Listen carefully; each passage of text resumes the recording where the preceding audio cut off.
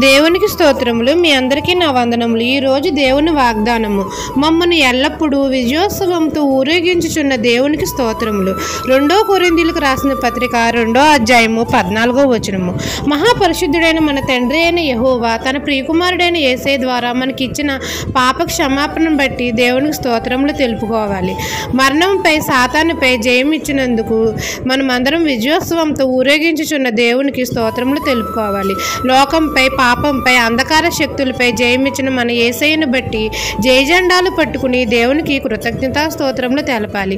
మనమందరము దేవునికి క్రీస్తు సువాసనమై ఉన్నాము. రక్షింపబడు వారికి జీవార్థమై ఉన్న జీవపు సువాసన గలవారమై ఉన్నాము. పరలోకానికి వారసులుగా ఉన్నాము. మనమందరము యొక్క సువాసనను అందరికీ కనపరచవలను. మనం క్రీస్తు పత్రికలమై ఉన్నాము.